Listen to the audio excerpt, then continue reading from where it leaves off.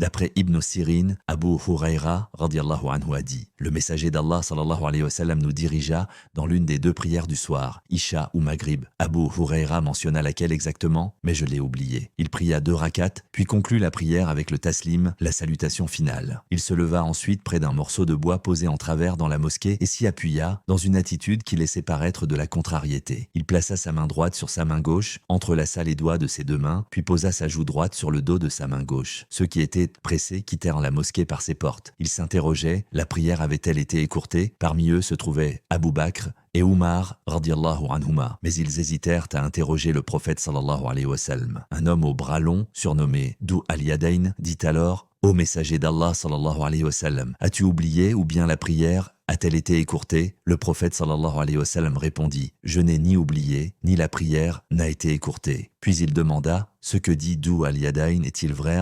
Les gens répondirent: oui, c'est exact. Alors, le prophète sallallahu alayhi wa sallam se leva, compléta ce qui restait de la prière, puis prononça le taslim. Ensuite, il dit: Allahu Akbar, Allah est le plus grand, et se prosterna comme il avait l'habitude de le faire, voire plus longuement encore. Puis il releva la tête en disant: Allahu Akbar, et se prosterna à nouveau comme il avait l'habitude, voire plus longuement encore. Puis il releva la tête et dit: Allahu Akbar. Le sous-narrateur ajouta: je crois qu'on demanda à Ibn Sirin si le prophète sallallahu alayhi wa sallam conclut la prière avec le taslim après cela. Il répondit: j'ai entendu Imran ibn Hussein dire, puis il fit le taslim. Sahih al-Bukhari, hadith numéro 482,